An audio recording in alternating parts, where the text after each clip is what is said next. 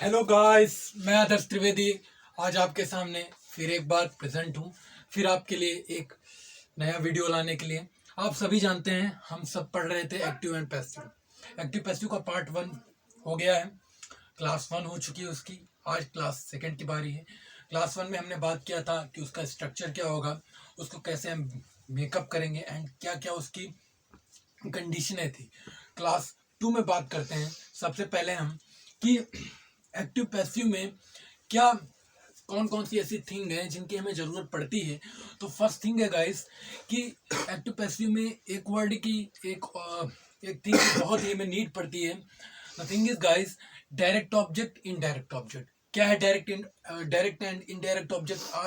आज इस गुत्थी को हम लोग सुलझाते हैं, कैसे हम इसे समझेंगे। तो गाइस आज इसके बारे में हम पढ़ने वाले हैं। जैसे मैंने एक सेंटेंस लिखा गाइस, ही गिव मी ए एप्पल। तो इस सेंटेंस में कैसे जानेंगे कि हम किसी सेंटेंस में कौन सा डायरेक्ट ऑब्जेक्ट है और इनडायरेक्ट ऑब्जेक्ट है। आप सभी ने लगभग सुना होगा कि हर एक सेंटेंस में प्रत्येक सेंटेंस में एक ऑब्जेक्ट होता है, एक सब्जेक्ट होता है। तो आप सभी ये भी जानते होंगे कि किसी भी ऑब्जेक्ट को पहचानने के लिए दो वर्ड की हमें नीड होती है।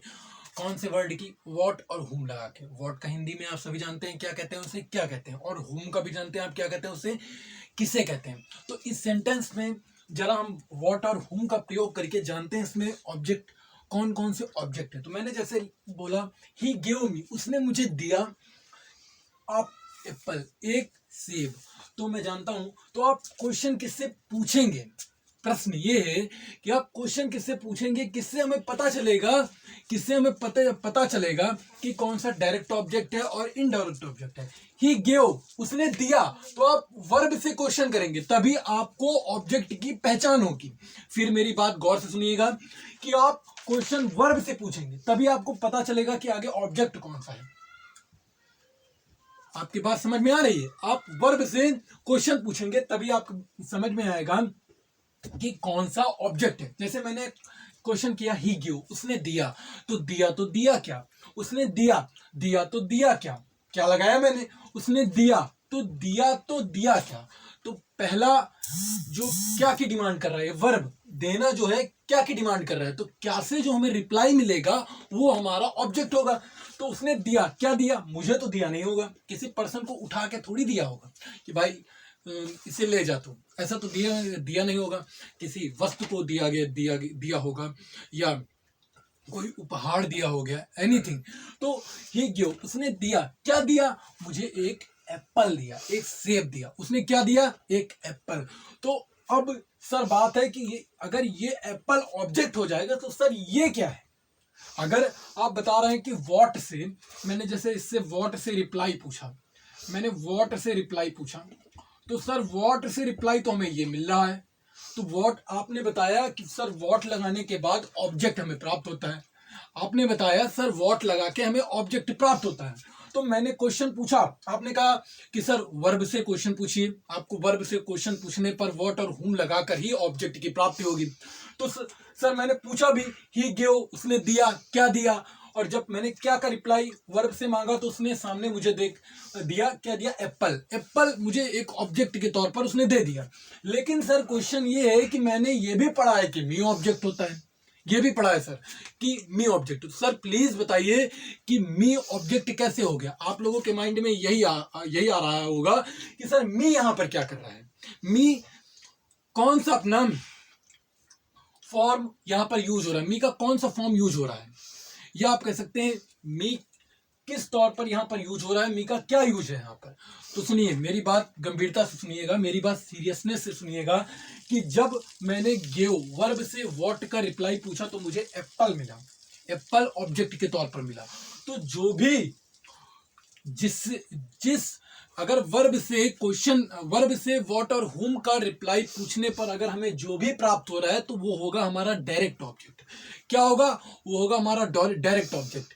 एंड और जो सेकेंड थिंग होगी गाइस, जो सेकेंड थिंग होगी, क्योंकि me as a objective case के रूप में यहां यूज हो रहा है, तो ऑब्जेक्टिव केस के रूप में जो भी यूज होता है उसे ऑब्जेक्ट तो कहते हैं। तो ये भी ऑब्जेक्ट काम कर रहा है, लेकिन ऑब्जेक्ट का कौन सा फॉर्म के रूप में ये यूज हो रहा है, तो ऑब्जेक्ट का ये इनडायरेक्ट ऑब्जेक्ट के तौर पर यहां यूज हो रहा है। ये डायरेक्ट कनेक्टेड नहीं है भाई।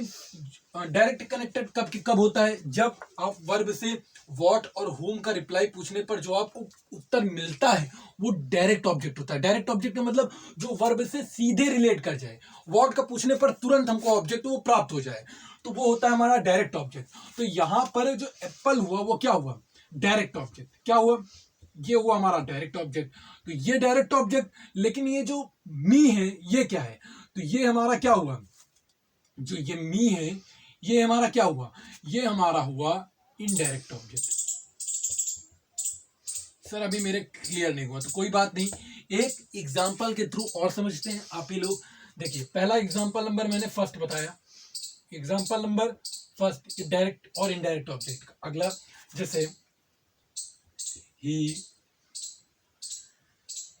he bought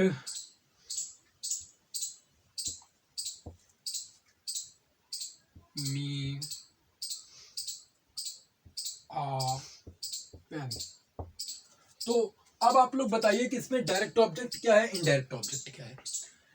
और एक मैंने सेंटेंस लिखा जैसे he bought a pen to me। इसमें बताइए डायरेक्ट ऑब्जेक्ट और इनडायरेक्ट ऑब्जेक्ट क्या है। ये एग्जांपल नंबर 2 है, ये एग्जांपल 3 है। जरा बताइए इसमें डायरेक्ट और इनडायरेक्ट क्या है, कैसे जानेंगे डायरेक्ट ऑब्जेक्ट कौन सा है, इनडायरेक्ट ऑब्जेक्ट कौन सा है। तो सर हम जानते हैं, आपने जो सिखाया है हम उसको फॉलो करते हैं। मैं ऑब्जेक्ट के पास गया, वो वर्ब के पास गया, और वर्ब के पास मैंने बॉट का मतलब होता है खरीदा। तो मैंने पूछा उससे वॉट लगा के, क्योंकि ऑब्जेक्ट पहचानने के 2 वर्ड हैं, वॉट और होम लगा के ऑब्जेक्ट पहचाना जाता है। तो मैं बॉट के पास गया और उससे क्वेश्चन पूछा, उसने खरीदा क्या खरीदा, तो मुझे रिप्लाई में क्या मिला कि भाई एक पेन खरीदा, क्योंकि किसी पर्सन को नहीं खरीदा जाता है। देख, तो उसने क्या खरीदा है, एक पेन को खरीदा है, उसने एक पेन को खरीदा है। तो सर यहां पर जो डायरेक्ट ऑब्जेक्ट काम कर रहा है वो आप पेन कर रहा है, क्या बात है, सब समझदार हो। तो यहाँ पर डायरेक्ट ऑब्जेक्ट का काम कौन कर रहा है, आप पेन कर रहा है। लेकिन सर इसमें मी किसका काम कर रहा है, इनडायरेक्ट ऑब्जेक्ट है। किसका काम कर रहा है, इनडायरेक्ट ऑब्जेक्ट का। इसमें मी किसका काम कर रहा है, इनडायरेक्ट ऑब्जेक्ट है। सर भी वही सेंटेंस है, सिर्फ क्या काम किया गया है कि मी को बाद में लिख दिया गया है।